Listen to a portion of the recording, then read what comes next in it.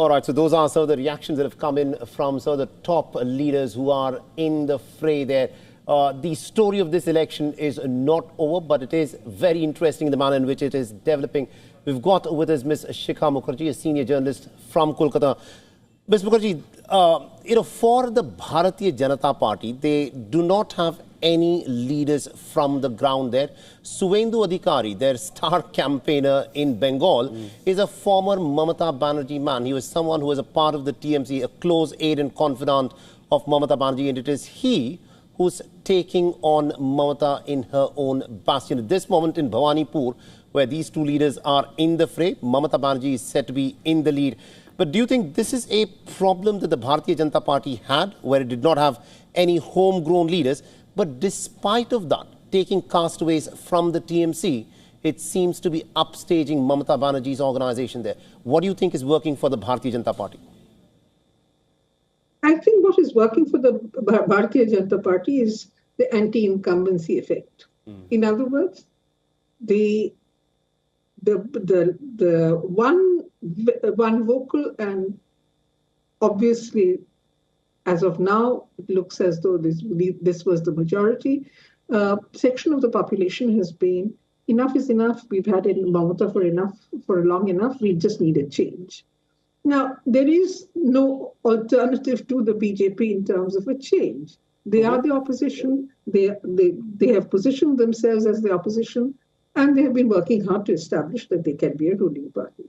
Yes, they have a huge problem of who will lead this opposition, who will lead the BJP once if and when it wins power in West Bengal. They don't have a leader, and they're quite honest about it. I've spoken to the BJP leadership. They know that they don't have a leader. They think that such decisions are best left to the party headquarters in Delhi, and that obviously Mr. Modi and Mr. Amit Shah are going to be the crucial decision makers in all of this. In other words, the BJP works on the double engine model. Right. The state is only an extension of the BJP's center. If that is so, then this is how they're going to, this is how the people of West Bengal seem to think that they will have a better future. It's good for them. Ms. Mukherjee, also help us understand the mind of a Bengali here, because you mentioned that, this is what it is. One of the crucial issues that the Bharatiya Janata Party had been talking all along, in interview after interview, Suvendu Adhikari was talking about the Ghuspetia, the infiltrators. But the fact is, Mamata Banerjee is not responsible for keeping the infiltrators out, for keeping the Ghuspetias out. That responsibility lies at the doorstep of Amit Shah, who's the Home Minister. So how does the BJP tell the Bengali voter that Ghuspetia is a problem created by Mamata Banerjee and not Amit Shah and his Home Ministry? And just to supplement what Saleh mentioned, ma'am, 92.88% was the voter turnout in phase 1 on 23rd April, over 90% on phase 2, April 29th. And then, we're seeing this kind of a trend early on in the day. Over to you. Well, two things. One, the Ghuspetia story is not just about who let them in, which is the question that you asked. Who let them in, we know. The BSF is supposed to patrol the borders, and if these people have come in, then the BSF has to answer, which means that at this point, the Home Ministry has to answer. I mean, it is the. In other words, the Home Ministry has to answer. Quite right.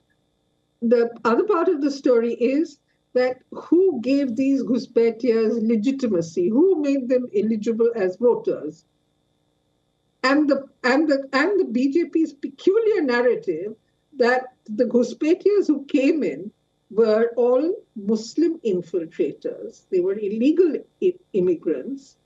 Whereas the reality is that more Hindus came into West Bengal as Ghuspetias than Muslims. Because when they fled Bangladesh in successive waves between 1971 and even 2024, that is what they did. They came to the place which was their neighbor and where they knew there was shelter to be had. Right.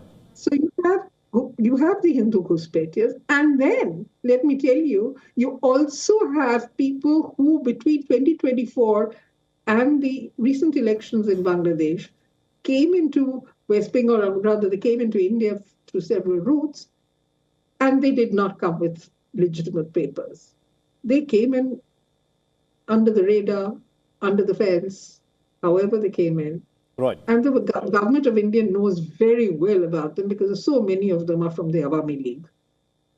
So the Ghuspetia story is not going to go away. The most interesting thing is, how will a BJP government in West Bengal deal with the fact that they are committed to chun ke nikal denge? In other words, now that the detect, delete part has been part of the job of Ghuspetia identification has been done by the Election Commission, they want to deport. How are they going to deport? Where are they going to deport to?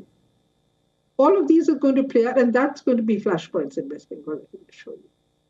The BJP, that is going to be an interesting sort of an exercise once that exercise has to be gotten to. Yeah, and you can't. The BJP really can't toss it out of the story. Toss this particular aspect of the narrative out of the story, delete it, because they've done that in Bihar. They have deleted the Ghuspetia part of the story in Bihar, where the Ghuspetia, they couldn't identify the Rohingyas, they haven't named, they haven't identified and put into camps, detention camps, nor have they deported them. So we'll have to wait and see what they do in West Bengal. There are political issues that are good during the season of politics and during elections, but once things have to come down to the question of administration and as to how to deal with these very prickly issues, that is when the political parties seem to run out of imagination. Thank you very much indeed, Ms. Shukha Mukherjee, for joining us from Kolkata and giving us a glimpse, into the political mind of an average Bengali there.